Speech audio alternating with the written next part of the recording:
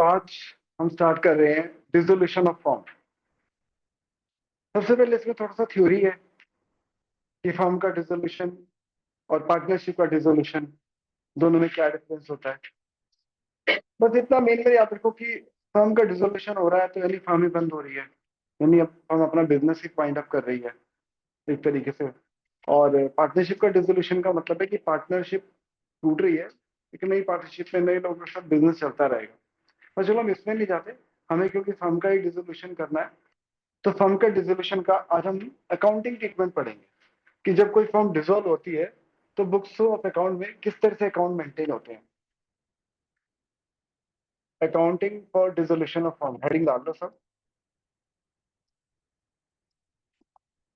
Accounting for dissolution of firm.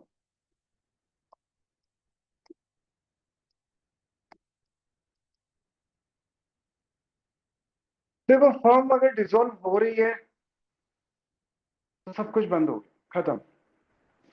अब books of account में हमारे पास जो होता है क्या होता है, केवल बैलेंस शीट। ठीक है, हमें एक बैलेंस शीट हमारे सामने होती है, फर्म बंद हो रही है। बैलेंस शीट का मतलब होता है जो अकाउंट खुले हुए हैं उनका बैलेंस। तो जितने भी अकाउंट खुले हुए हैं सबके सब हमें बंद करने हैं।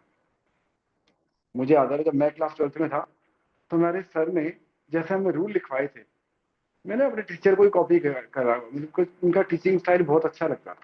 लेकिन हाँ, होता है कि इतने साल पढ़ाते पढ़ाते 30 साल में कुछ ना कुछ हर चीजें मैंने अपने अपने चेंज किए, कुछ अपनी नई चीज डाली, नई टेक्निक डाली मुझे मुझे लगता है कि बेटर है।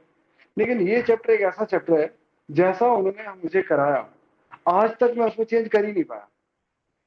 मतलब उसमें किसी भी तरह का हेरफेर नहीं हुआ। मेथड जो है, जिस तरीके से हम क्वेश्चन सॉल्व करते हैं, जैसे उन्होंने हमें रूल लिखा है, उसमें मैं आज तक चेंज नहीं कर पाया। मुझे ऐसा लगा वो बेस्ट मेथड ही था जो उन्होंने हमें कराया था। आज तक इतने साल की प्रैक्टिस में मैं उसको चेंज नहीं कर पाया। लेकिन बच्चे भी मैं देखता हूँ कि वो उस मेथड को फॉलो नहीं करते, तो ध्यान रखना मैं जो बोलूंगा उसको सुनना, उस तरीके से मिस्टेक्स भी कम होती है और करना भी बहुत ईजी होता है। तो फर्म का अगर डिसोल्यूशन हो रहा है तो यानी कि फर्म बंद हो रही है तो हमें सारे अकाउंट क्लोज करने हैं। सारे अकाउंट, एक मिनट रुक जाओ, हमें सारे अकाउंट क्लोज करने हैं। अब अकाउंट क्लोज करने हैं तो उसके लिए पहले हम 4 अकाउंट खोलते हैं।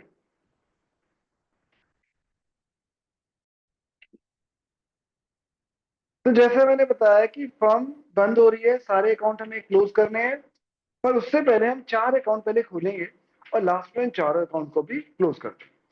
तो वो 4 अकाउंट कौन कौन से हैं नोट करो। Number 1,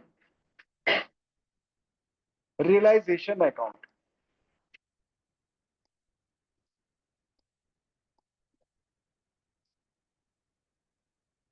realisation account, revaluation account और रियलाइजेशन अकाउंट में डिफरेंस होता है। ये आप थ्योरी में पूछ सकते हैं हमसे क्वेश्चन में, इसलिए आपको क्लियर होना चाहिए difference between revaluation account and realisation account. Basically जब फर्म डिसॉल्व होती है, असेट्स को बेचना है, लायबिलिटी की पेमेंट करनी है, तो उसके लिए हम ये बनाते हैं। At the time of admission, retirement, death, जहां पर change in profit sharing ratio हो रहा है जिसे हम रिकॉन्स्टिट्यूशन ऑफ फर्म बोलते हैं, उसमें रिवैल्यूएशन अकाउंट बनता है। डिसोल्यूशन ऑफ फर्म में रियलाइजेशन अकाउंट है। दोनों ही नॉमिनल अकाउंट, दोनों से प्रॉफिट लॉस निकलता है। नंबर 2, पार्टनर्स कैपिटल अकाउंट, जो कि अक्सर नहीं बनाते बच्चे। Partners loan account, partners loan account, bracket में लिख देना इफ एनी, क्योंकि जरूरी नहीं है कि लोन अकाउंट हो ही क्वेश्चन में। होगा तो बनाएंगे, नहीं होगा तो नहीं बनाएंगे। Number 3, partners capital account.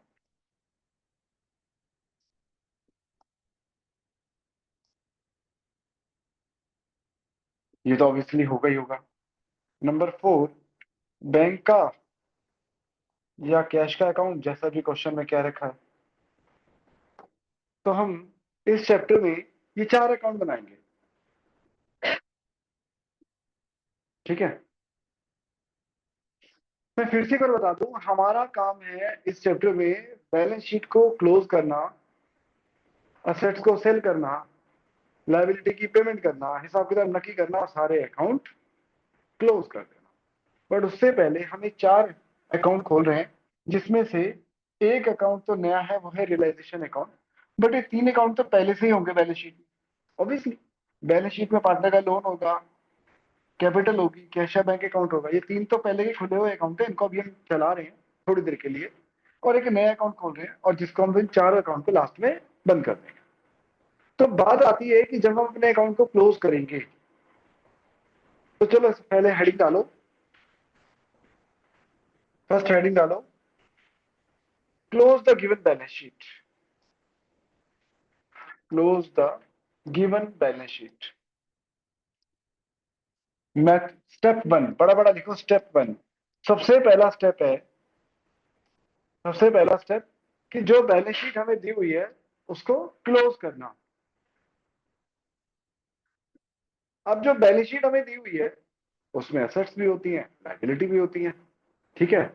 तो डीजा, पहले मैं लायबिलिटी की बात कर रहा हूं, पहले मैं चाहता हूं लायबिलिटी साइड क्लोज करना।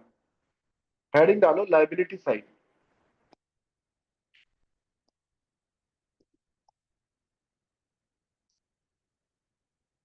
कि हम पहले लायबिलिटी साइड क्लोज कर रहे हैं। डीजा, लायबिलिटी का कौन सा बैलेंस होता है, डेबिट या क्रेडिट? अगर आप रूल ऑफ डेबिट क्रेडिट नहीं याद करोगे तो आप अकाउंट कभी नहीं पढ़ सकते, कभी नहीं पढ़ सकते। पकड़ाओ उसको, पकड़ाओ, देख लो, अभी के लिए रख लो, होगा तो सही आपके पास पहले से ही। तो लायबिलिटी का कौन सा बैलेंस होता है, क्रेडिट बैलेंस। अब लायबिलिटी को क्लोज करना है तो क्या करोगे, debit.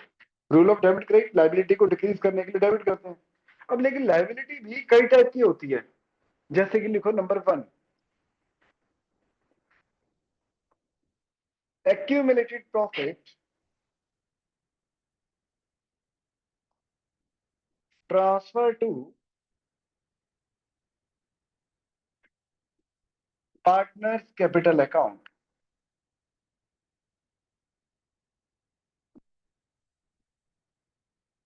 Accumulated profit transfer to partners capital account.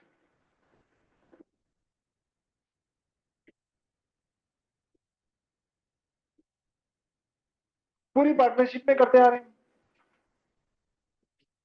पूरी पार्टनरशिप में हम करते आ रहे हैं। General reserve, reserve fund, workman compensation fund, profit and loss का क्रेडिट बैलेंस, जो लायबिलिटी में दिए होते हैं, सब एक्यूमुलेटेड प्रॉफिट होते हैं। क्या करते हैं उनको, पार्टनर में क्या एंट्री करते हैं, उसकी जर्नल एंट्री। फिर से बोलो। हाँ, सारे accumulated profit debit to partners capital account. Detail में लिखना चाहो डिटेल में लिख लो, जैसे कि general reserve account debit, reserve fund account debit,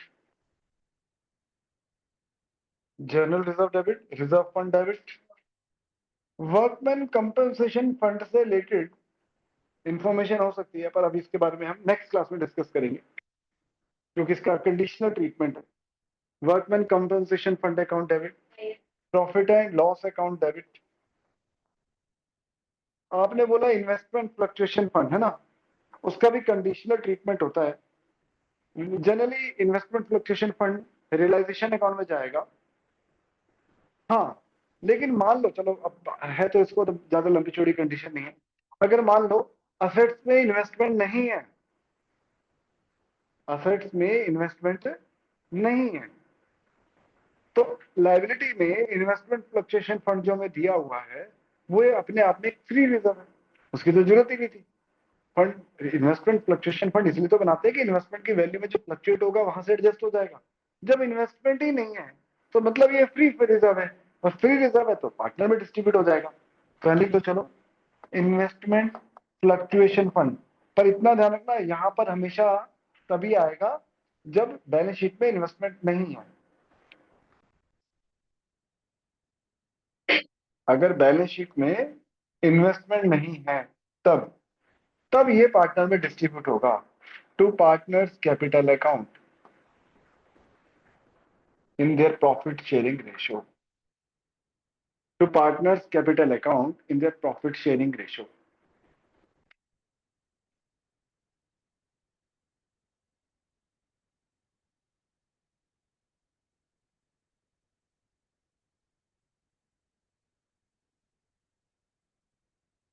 ठीक है जी, आगे चला जाए। पहला स्टेप था sir. Close the given balance sheet. बोलो। हेलो। सर, ये इन्वेस्टमेंट फ्लक्चुएशन फंड का क्या बोला था आपने? अगर असेट्स में इन्वेस्टमेंट नहीं है तो ये पार्टनर कैपिटल अकाउंट में ट्रांसफर होगा, तो जो मैंने भी एंट्री लिखा है, अदरवाइज नहीं। अच्छा, स्टेप नंबर 1 चल रहा था close the given balance sheet, उसमें था liability side.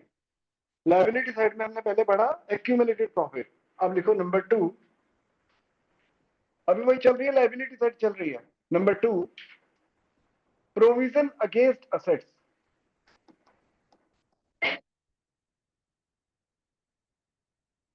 Provision against assets transfer to, मेरे को तो दिख ही नहीं रहा कुछ, पूरा लाइट आ, ट्रांसफर टू रियलाइजेशन अकाउंट।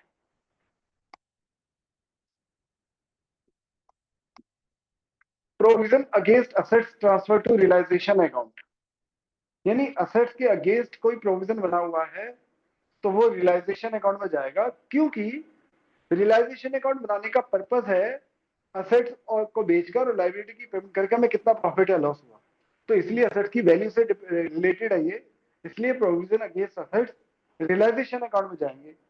जैसे कि कोई बता सकता है कौन सा प्रोविजन होता है असेट्स के against? Good, provision for doubtful debt. Debit करूं कि क्रेडिट करूं? डेबिट। हम सारी लाइबिलिटी को क्लोज कर रहे हैं, तो सारी लाइबिलिटी क्या होंगी? डेबिट। तो लिखो provision for bad debts account debit,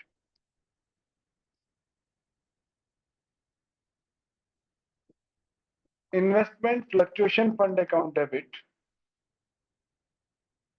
provision for depreciation account debit to realisation account.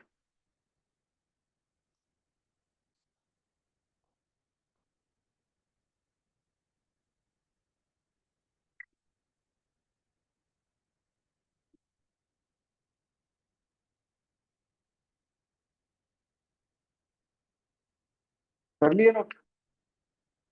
Provision for bad debts कर दिया मैंने तो एडमिट। अभी यहां से नहीं हुआ, हो गया। नहीं वहां से किया, वो इसलिए चला रखा है मैंने, जो बार बार मुझे ना आना पड़े। अभी लैपटॉप आ जाएगा तो ये काम दिक्कत खत्म हो जाएगी, अभी के लिए दो दो फोन चलाने पड़ रहे हैं। हाँ, सबने नोट कर लिया ये? तो यहाँ पे है इन्वेस्टमेंट फ्लक्चुएशन फंड। यहाँ पे कब आएगा? अगर बैलेंस शीट में इन्वेस्टमेंट भी दिए हैं, अगर बैलेंस शीट में इन्वेस्टमेंट है, ऑब्वियसली होते ही है, तभी ये फंड रियलाइजेशन अकाउंट में जाएगा, और जनरली जाएगा ही रियलाइजेशन अकाउंट में जाएगा। वो एक्सेप्शनल केस होगा जब बैलेंस शीट के असेट्स में इन्वेस्टमेंट है नहीं, लाइबिलिटी में फंड बना हुआ है और वो आप पार्टनर में बांटो, वो एक्सेप्शनली होता है। जनरली यही होता है, investment fluctuation fund realisation account के क्रेडिट में जाता है। Number 3, if partner loan account given in the balance sheet in liability side, if partner loan given in liability side, अगर आपको क्वेश्चन में पार्टनर का लोन लाइबिलिटी साइड में दिया हुआ है, अगर आपको पार्टनर का लोन लाइबिलिटी साइड में दिया है, partner loan account given in the liability side,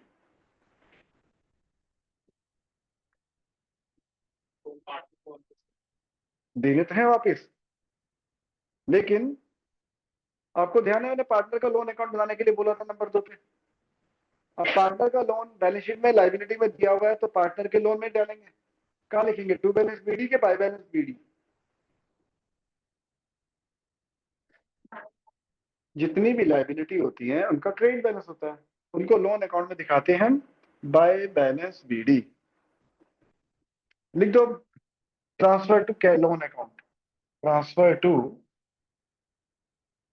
loan account. ये केवल समझाने के लिए बता रहा हूं कि ऐसे छोटा सा लोन अकाउंट बना के यूं ही, जो जिसका भी पार्टनर का लोन है, मान लो एक्स का लोन है, तो उसमें लिख देंगे हम बाय बैलेंस बीडी। मान लो 50,000 का लोन है, तो लोन अकाउंट बनाने हम लिख देंगे बाय बैलेंस बीडी, इस तरीके से।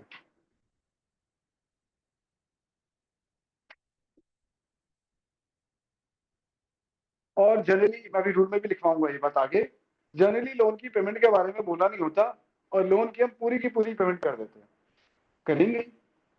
तो अच्छा, वैसे अभी आने वाले टाइम पे लिखाऊंगा अभी, मतलब आज ही, पर वैसे ही पूछ रहा हूँ, क्या एंट्री होगी जब हम एक्स के लोन की पेमेंट करेंगे तो? क्या बोलो? लोन की पेमेंट कर रहे हो, डेबिट कैपिटल को कर रहे हो, ये क्या बात बनी? पैसा आ रहा है कि जा रहा है? अरे हमारे पास की बात है, एक तो हमने लोन ले रखा है, हमने किसी ने लोन ले रखा है, पेमेंट की बात आ रही है, पैसा आ रहा है, हमें अश्वन की एंट्री होगी? अरे बैंक क्यों डेबिट होगा, पैसा कौन दे रहा है तुम्हें? हमने पार्टनर से लोन लिया हुआ है, मैंने कहा उसकी पेमेंट कर रहे हैं, पेमेंट कर रहे हैं, तो बैंक डेबिट क्यों होगा, क्रेडिट होगा भाई। ये तो कॉमन सेंस की बात है। इतने टाइम से पार्टनर कौन टू पढ़ रहे हैं? बैंक। कौन सा पार्टनर? डेबिट पार्टनर का कैपिटल, डेबिट पार्टनर की। अरे नहीं, कैपिटल बोल रहा हूँ, पेमेंट लोन की कर रहे हो, डेबिट कैपिटल को कर रहे हो। लोन का अकाउंट खुला हुआ है, लोन डेबिट करके बंद करोगे यार, सोच समझो, अकाउंट पढ़ते हो भाई आप, लोन की पेमेंट करो तो लोन अकाउंट बंद करोगे ना, लोन को डेबिट करोगे, लोन डेबिट टू कैश, तो लोन अकाउंट में लिखोगे टू कैश, ताकि उसका अकाउंट क्लोज हो जाए, ऐसे। ठीक है? ये बड़ी मिस्टेक करते हैं बच्चे, इसलिए बता रहा हूँ मैं स्पेशली, क्योंकि बच्चे ने नहीं देखा, पता नहीं क्यों मुझे लगता है बच्चे रट्टा ही मार रहे होते हैं, समझने की कोशिश कम करते हैं, रट्टा ज्यादा मारते हैं। चलो फटाफट, चलो बना लो इसको, कोई बात नहीं, 2 मिनट लगते हैं, इसी के अंदर लिख ही लो, कोई हर्ज नहीं है। तो ऐसे लोन अकाउंट में पहले बैलेंस शीट क्लोज करते वक्त उसको लिख देंगे बाय बैलेंस बीडी, पूरा क्वेश्चन करने के बाद अगर पेमेंट करने के लिए नहीं बोला तो उसकी पेमेंट भी कर देंगे, ये ध्यान रखना। ठीक है, चलो आगे चले। नंबर 4, एक सेकंड। Outside liability. हाँ जी सर एक बोलो। सेकंड, पिछली वाली साइड दिखा दो, एक साइड के ना।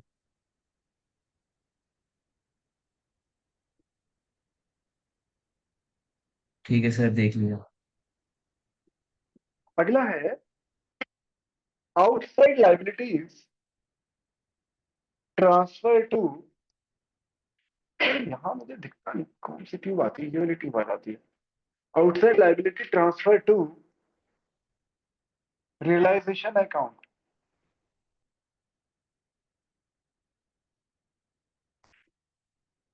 कि जितनी भी आउटसाइड लाइबिलिटी हैं वो रियलाइजेशन अकाउंट में ट्रांसफर हो जाएगी। Outside liabilities transfer to realisation account. Ananya, 2 type की लाइबिलिटी होती है, पता है आपको? आराम से बना के चुपचाप बताओ कौन सी होती है 2 टाइप की लाइबिलिटी? वो तो टाइप्स ऑफ आउटसाइड लाइबिलिटी है, current liability and non current liability. Balance sheet में लेफ्ट हैंड साइड में हम लाइबिलिटी बनाते हैं, तो उसको हम 2 कैटेगरी में डिवाइड करते हैं, इंटरनल और एक्सटर्नल। अभी तक एक तरीके से सब इंटरनल ही थी, एक तरीके से, जिसमें accumulated profit, provision, accumulated profit थे और कैपिटल के बैलेंस थे, और उसके अलावा आउटसाइड लाइबिलिटी होती है। आउटसाइड लाइबिलिटी कौन सी होती है, एग्जांपल दो? Creditor, bills payable, outstanding expenses, bank loan, mortgage loan, ठीक है, एडवांस इनकम, ये सब क्या है? Outside liabilities. ठीक है, तो जितनी भी आउटसाइड लाइबिलिटीज हैं सबको हम कहाँ ट्रांसफर करेंगे? अब एंट्री क्या होगी Ashwin?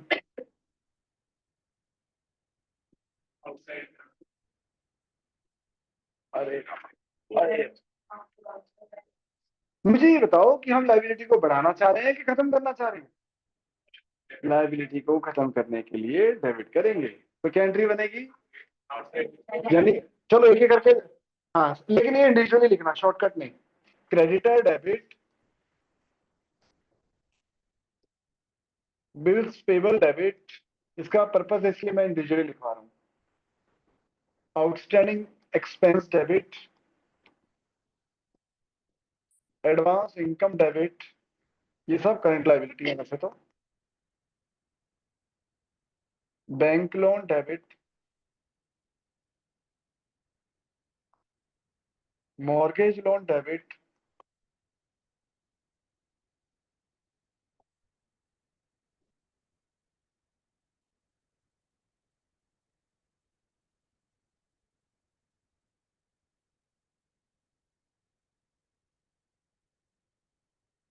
Employees provident fund account debit,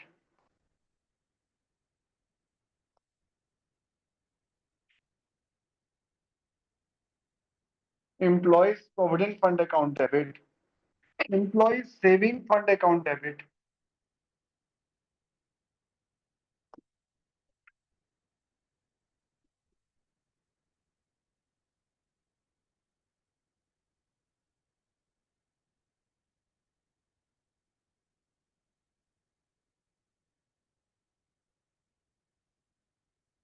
to realisation account.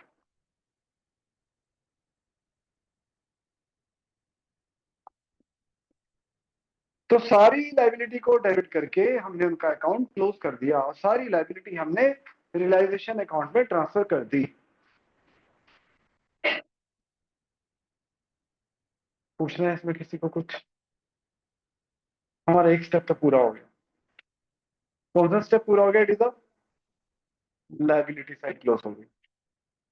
पहले स्टेप का एक पहला स्टेप क्या था? Step 1, close the given balance sheet, कि जो बैलेंस शीट दी हुई है उसको क्लोज करो। ये पूरा चैप्टर रूल बेस है, एक बार रूल लिख लो, समझ लो, 2 क्वेश्चन कर लो। पूरे चैप्टर के सारे क्वेश्चन एक जैसे हैं। मतलब बहुत सब आसान तरीका यही है, बिल्कुल सारे क्वेश्चन एक जैसे लगते हैं, सारे इसी पर बेस्ड है, रूल पर। और बहुत आसान है करना। ऐसा लग रहा होगा इतना लंबा रूल। मुझे याद है जब मेरे सर लिखवा रहे थे, चाय पी रहे थे और अपना चलते हुए टहलते टहलते चलते हुए हम बैठे होते लिखे रूल डाइनिंग टेबल पे। तो मैं सोच रहा था इन सबको सारे रूल कैसे याद हो गए यार। इतनी देर हो गया, 45 मिनट तक वो रूल बोलते रहे, हम लिखते रहे। बोर्ड तो नहीं होते थे, वो बोल रहे थे, हम लिख रहे थे। उस टाइम पे बोर्ड तो नहीं होते थे ऐसे। मैं बड़ा हैरान था उनको सारे रूल कैसे याद हो जाते हैं। ठीक है, तो लेकिन है कॉन्सेप्चुअल है तो समझ में आ जाता है, वो हमें 12th में याद हो गए थे। आपको भी याद हो जाएंगे अगर क्वेश्चन करोगे 4-5। तो ये पहले स्टेप है, close the given balance sheet. Balance sheet में भी लाइबिलिटी साइड हमने क्लोज कर दी। अब आ जाओ, हेडिंग डालो asset side. Step number 2, B. उसको मैंने ए डाला था, इसको मैं बी लिख रहा हूँ। पहले तो लाइबिलिटी साइड ए, बी है, वही था ना, ए में भूल गया मैं।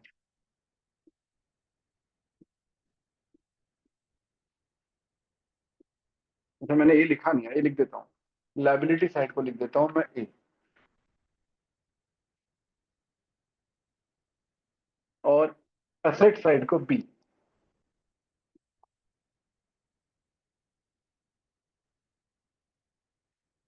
तो अब असेट्स का कौन सा बैलेंस होता है और क्लोज करने के लिए क्या करना पड़ेगा?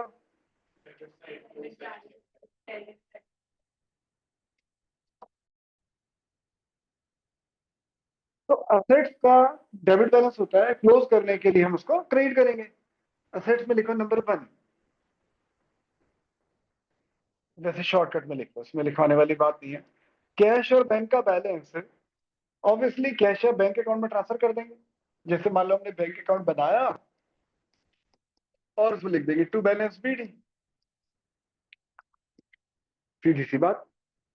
कैश का बैलेंस है तो कैश अकाउंट में लिख देंगे टू बैलेंस बीडी, बैंक का बैलेंस है तो बैंक अकाउंट में लिख देंगे to balance BD.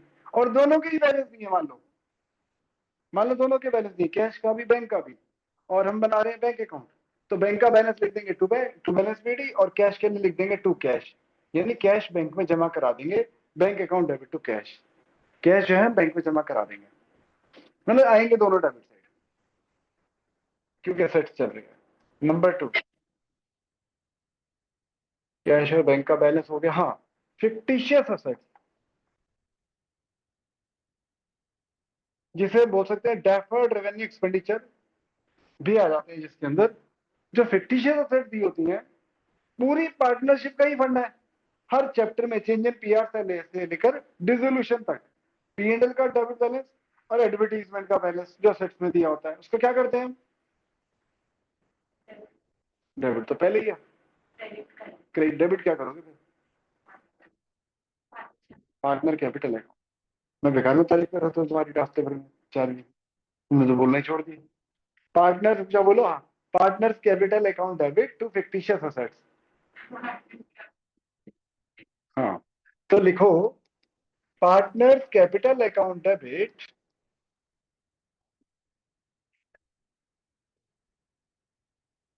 To advertisement suspense account to profit and loss account. दोनों का ही डेबिट बैलेंस होगा। असेट्स में है तो दोनों का ही डेबिट बैलेंस था, और दोनों को हम क्रेडिट करके इनका अकाउंट क्लोज कर रहे हैं।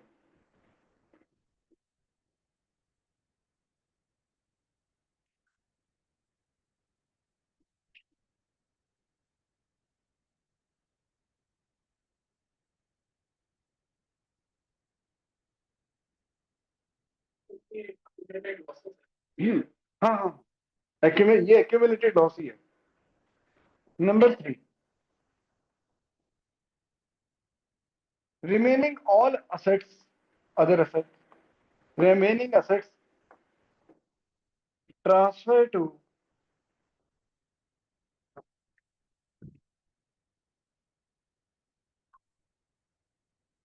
To realisation account.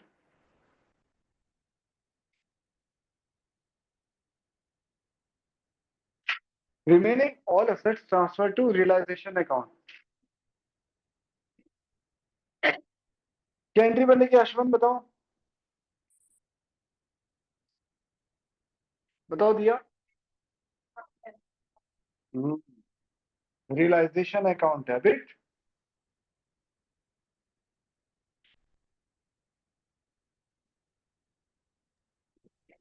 To assets account. Diya, पढ़ना शुरू कर दिया सर तूने अच्छे से। हाँ जी बोलो। सर ये रीवैल्यूएशन अकाउंट डेबिट क्यों हो रहा है? हम सारे अकाउंट क्लोज कर रहे हैं, उस पर फोकस करो कि हम असेट्स को क्लोज कर रहे हैं। असेट्स को भी हमने रियलाइजेशन में डाला, हाँ। असेट सारी रियलाइजेशन के डेबिट में आ जाएंगी। अभी जब पूरा क्वेश्चन करोगे तो सिस्टम समझ में आ जाएगा। हम एक बार को तो पूरी की पूरी असेट्स की वैल्यू को रियलाइजेशन के डेबिट में डालते हैं, दे देते हैं एज एक्सपेंस, और फिर जब हम उसको बेचते हैं तो उसको हम क्रेडिट में डाल देते हैं। प्रॉफिट लॉस अपने आप एडजस्ट हो जाता है, क्योंकि आप कभी कंप्लीट रूल लिखोगे और क्वेश्चन करोगे तो अपने आप समझ में आ जाएगा। ये चैप्टर का बिल्कुल ही अलग ही सिस्टम है ऐसा, मतलब प्रॉफिट लॉस कैलकुलेट करने का, बट बहुत ही इजी मेथड है कि सारी वैल्यू एक तरफ लिख दो, बुक वैल्यू जितने में बेची एक तरफ लिख दो, अपने आप प्रॉफिट लॉस निकल आएगा। तो ये होगी हमारी balance sheet close. Liability side भी क्लोज कर दी, असेट्स भी क्लोज कर दी। मैंने इंडिविजुअली नहीं लिखवाई टू असेट्स, यानी टू असेट्स में क्या आएगा, to building machinery furniture stock debtor, बस कैश का बैलेंस कैश में जाएगा, और पी एंड एल और एडवर्टीजमेंट के बैलेंस कैपिटल में जाएंगे, बाकी सारी असेट्स भी यहाँ पे। अब हेडिंग डालो, स्टेप 2,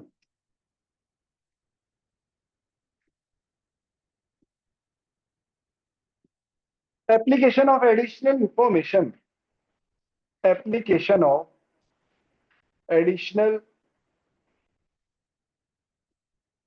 इंफॉर्मेशन, अन्य सूचनाओं का पालन करना, जैसा कि हमें सबने लिखा है। एप्लीकेशन ऑफ एडिशनल इंफॉर्मेशन, हमें तो सबने हिंदी में लिखवाए थे ना रूल। अन्य सूचनाओं का पालन करना, तो ये अन्य सूचनाएं क्या होती है? सोचो, सोचो क्या होगी। फॉर्म अगर बंद हो रही है तो एडिशनल इंफॉर्मेशन क्या होगी?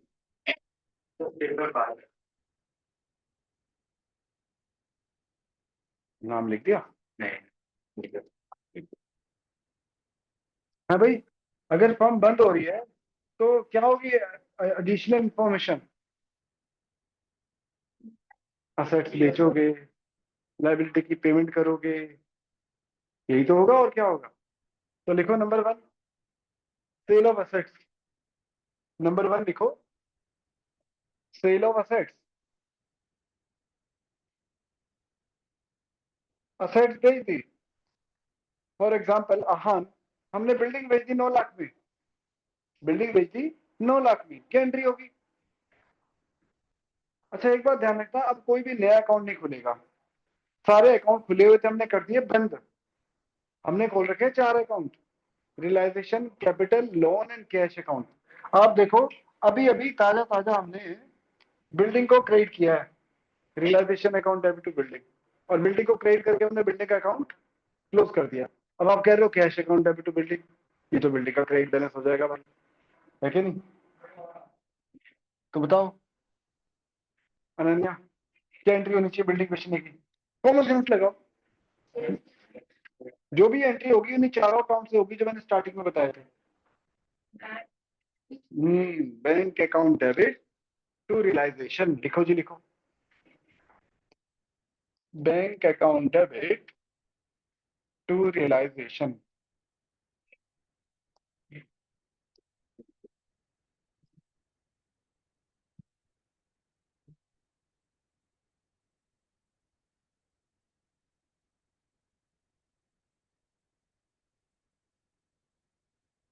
Number 2, partner take over the assets.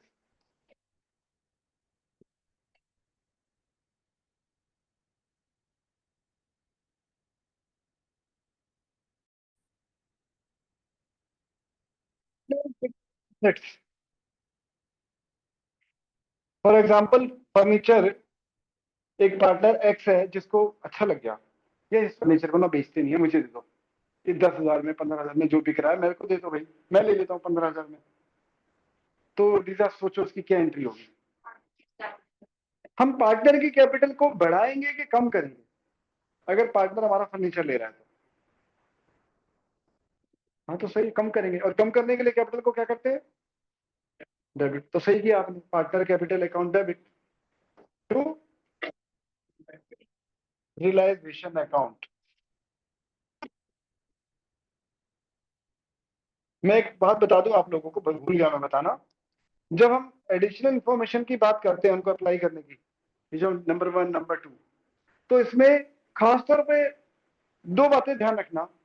नया अकाउंट कोई नहीं खुलेगा। जो 4 अकाउंट हमने शुरू में खोले थे, जिनको छोड़ के सारे अकाउंट हम बंद कर चुके हैं, उन्हीं चारों अकाउंट पे एंट्री होंगी, कोई नया अकाउंट नहीं खुलेगा। नंबर 2, प्रॉफिट लॉस को रिकॉर्ड नहीं करेंगे, वो अपने आप एडजस्ट हो जाएगा। हाँ, हमने जितने में एसेट बेची हम उतने से एंट्री करेंगे, हमने लाइबिलिटी की जितनी पेमेंट करी हम उतने से एंट्री कर देंगे। प्रॉफिट या लॉस अपने आप एडजस्ट हो जाएगा। ये भी क्वेश्चन में दिमाग लगाओगे तो आपको समझ में आ जाएगा।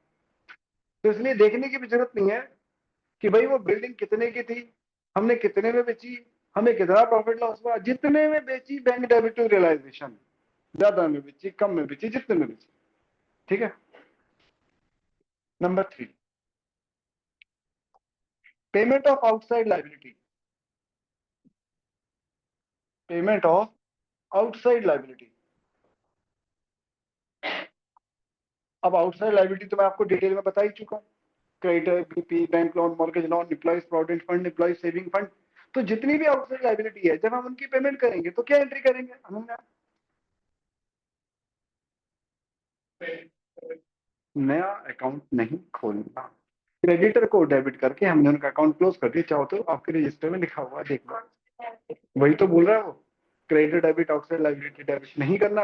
यार सारी लाइबिलिटी को हम ऑलरेडी डेबिट करके हम उनके अकाउंट क्लोज कर चुके हैं। ये रे, सारी लाइबिलिटी को डेबिट करके अकाउंट क्लोज कर चुके हैं। अब आप क्रेडिटर की पेमेंट कर रहे हो तो क्या एंट्री करोगे,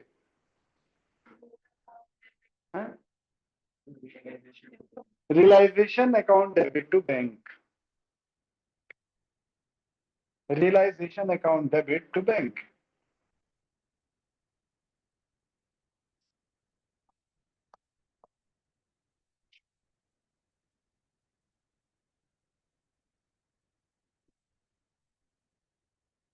नंबर 4,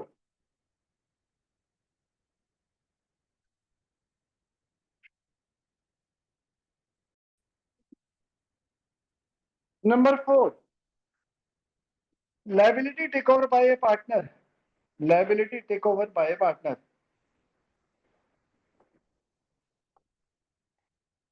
यानी एक पार्टनर कह रहा है कि वो लाइबिलिटी की पेमेंट कर देगा। बहुत अच्छी बात है, हमें क्या दिक्कत है भाई, तू कर दे। हम नहीं करते, तू कर दे। पार्टनर ने लाइबिलिटी टेक ओवर कर ली। Partner take over the responsibility to pay off a liability. कि एक पार्टनर कह रहा है मैं लाइबिलिटी की पेमेंट कर दूंगा, तो आहान हम उस पार्टनर की कैपिटल को इंक्रीज करेंगे कि डिक्रीज करेंगे, ऊंचा बोलो, clear. Aashman, decrease. Ananya, increase question फिर करवाएंगे से बोलना पड़ेगा। हाँ क्या बोला Sunil? Sir. Revaluation to partners capital.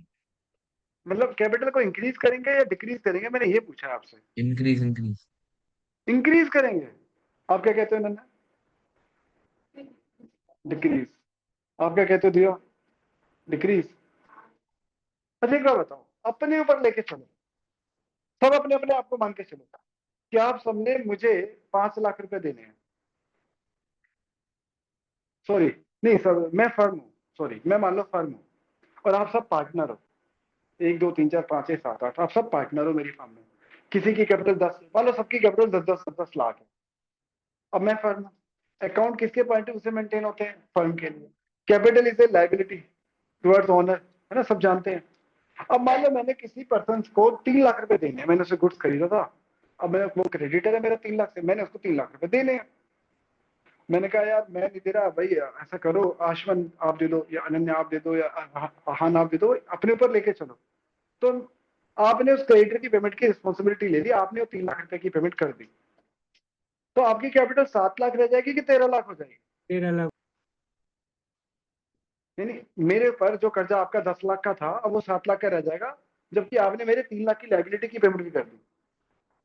सोचो यार, गलत तो सोच रहे हो। कैपिटल तो सर 13 लाख की हो जाएगी ना। भाई हयात तो सही कह रहा है, शांत हो जा। जो बच्चे ऑफलाइन बैठे हैं उनकी तो गिनती कर लेने दे मुझे, तू तो समझदार हो गया है। कोई बात नहीं, ओके। सही बोल रहा है। अच्छा सुनो, मैं क्या कह रहा हूँ, सुनो भाई, तुमने एक फर्म में 10 लाख रुपए लगा रखे हैं, और एक फर्म की एक लाइबिलिटी की पेमेंट तुम और कर रहे हो 3 लाख की।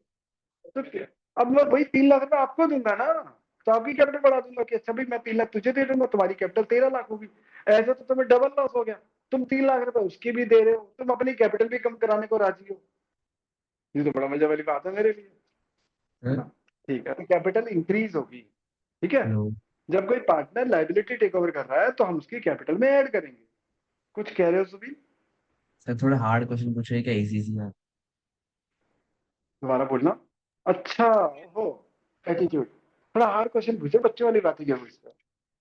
ठीक है बेटा, ठीक है, जब क्वेश्चन करूंगा तेरे से ही पूछूंगा, फिर मैं जहां तक जाऊंगा।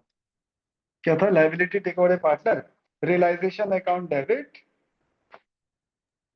कितनी जल्दी झाड़ के पेड़ पे चढ़ते हैं बच्चे। Sir, realisation entry account. भी तो बता दी मैंने। हाँ हाँ, मैं जानता हूँ, तूने बताई है, अच्छी बात है, और बतानी भी चाहिए। ऐसी क्या बात है, इतने गए गुजरे थोड़ा ना। Realisation account debit to capital, जब भी अपने आप को रख के चलोगे ना सिचुएशन में, आप कभी गलती नहीं करोगे। सही बात।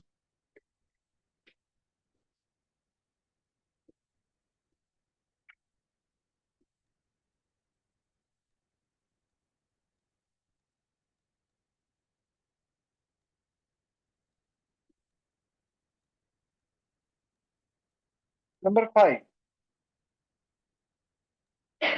नंबर 5 है payment of realisation expenses. Payment of realisation expense या डिसोल्यूशन एक्सपेंस। भाई फर्म जो है बंद हो रही है, और हम असेट्स की लाइव पेमेंट कर रहे हैं, और असेट्स को बेच रहे हैं, लाइबिलिटी की पेमेंट कर रहे हैं, और इस सारे प्रोसीजर में हमारे खर्चे भी हो जाते हैं। तो खर्चों की क्या एंट्री होगी? सोचो सोचो, ऐसी कौन सी बात पूछ ली मैंने आहान बाबू? क्या हुआ है? खर्चों की पेमेंट कर, रियलाइजेशन डेबिट टू बैंक। आप बोलो तो सही, गलत ठीक तो करते रहेंगे। Realisation account debit to bank,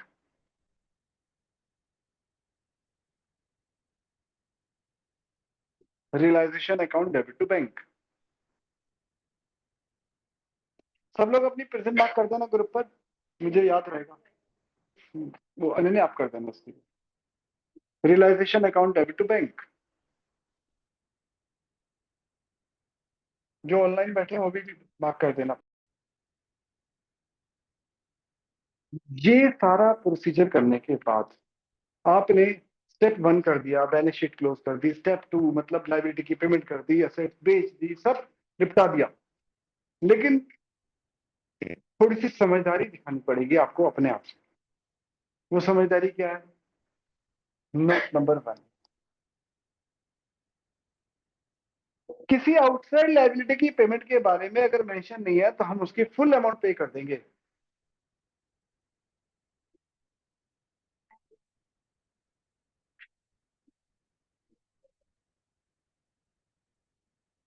पे pay full amount to outside liability. अब आउटसाइड लाइबिलिटी कौन सी होती है, मैं पहले कई बार बता चुका हूँ। Credit, BP, bank loan, mortgage loan, जितनी भी आउटसाइड लाइबिलिटी है, अगर नीचे इंफॉर्मेशन में उनकी पेमेंट के बारे में मेंशन नहीं है कि हमने उनकी पेमेंट करी कि नहीं करी, ये वाला पॉइंट, पेमेंट करी नहीं करी कुछ नहीं लिखा, तो हमें अपने आप से पेमेंट करनी है, रियलाइजेशन डेबिट टू बैंक। कुछ पूछ रहे थे आशु?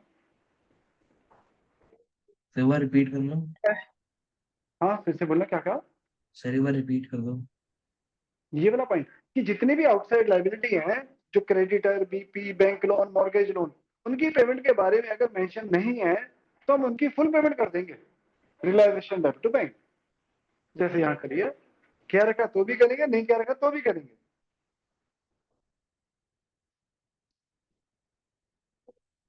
सेम पार्टनर लोन पर भी अप्लाई होगी बात, जो थोड़ी देर पहले नहीं बता रहा था मैं, कि जनरली पार्टनर के लोन की पेमेंट के बारे में क्वेश्चन में कुछ बोला नहीं होता, हम पार्टनर के लोन की बिना कहे पेमेंट कर देते हैं। क्वेश्चन में मेंशन नहीं है तो भी हम लोन की पूरी पेमेंट करेंगे। और एक नई चीज जो last to last year add हुई है पहली बार, पहले ये जो रूल था कि वो लाइबिलिटी के ऊपर अप्लाई होता था, अब ये रूल हमारी टेंजिबल एसेट्स पे भी अप्लाई हो गया। यानी इनटेंजिबल एसेट्स को छोड़कर, यानी कि patent, goodwill, copyright, intangible assets को छोड़कर बाकी सारी एसेट्स के बारे में भी अगर कुछ मेंशन नहीं है, उसके बारे में भी सेम यही रूल अप्लाई होगा कि हम मान के चलते हैं कि पूरी की पूरी अमाउंट बेच दी, कि हमने एसेट जो है बुक वैल्यू पर सेल कर दी। बुक वैल्यू मतलब जितनी वैल्यू बैलेंस शीट में दिखाई हुई है। जैसे आपको बैलेंस शीट में 10 लाख की बिल्डिंग दी है, आपको ये नहीं बताया कि बिल्डिंग बिकी कितने में, हम मान के चलेंगे 10 लाख की बिकी। Building, machinery, furniture, equipment, debtor, इन सब का मान के चलेंगे सेम अमाउंट हमारे को रियलाइज हो गई है। नहीं समझ आई बात, दोबारा बोलो। तो सब कुछ नहीं, इंटेंजिबल एसेट के नहीं करेंगे, बेचेंगे। अगर क्वेश्चन में patent, copyright, trademark and prepaid expenses also, इनके बारे में कुछ मेंशन नहीं है तो हम मान के चलते हैं इनसे कोई पैसा रिकवर नहीं। हाँ, लेकिन बिल्डिंग, मशीनरी, फर्नीचर के बारे में कुछ कह नहीं रखा नीचे, हम मान के चलते हैं कि सेम अमाउंट में बेचना है, बेच दो। आउटसाइड लायबिलिटी की पेमेंट के बारे में नहीं क्या रखा, पेमेंट कर दो। पार्टनर के लोन की पेमेंट के बारे में नहीं बोला, पूरी कर दो। क्वेश्चन की बात करो, क्वेश्चन में पर ये समझदारी खाली टेंजिबल एसेट्स पर है। और ये भी नया रूल आया 2 साल पहले, पहले एसेट के ऊपर ये रूल अप्लीकेबल नहीं होता था। जो एसेट जितने बेचने के लिए बोला था एंट्री करते थे, नहीं बोला नहीं करते थे। ये 2 साल पहले रूल चेंज हो गया। तो ये हमने मेहनत करके रूल तो नोट कर लिए, ठीक है जी, बोल देता हूँ। तो नेक्स्ट क्लास में हम क्वेश्चन करेंगे टीएस ग्रेवाल से, एटलीस्ट 2 या 3 क्वेश्चन कराऊंगा मैं, जितना पॉसिबल हो तो 3 कंप्लीट क्वेश्चन, जिसमें realisation account, capital account, loan account, bank account सब बनाना होगा। बहुत ही इजी लगेगा आपको अगर ये रूल आपको पढ़ के 2 बार एटलीस्ट 2 बार रीडिंग करके आ जाते हो। ठीक है, इनको अप्लाई करना मैं नेक्स्ट क्लास में सिखाऊंगा, bye sir. Second record. Okay जी, बाय।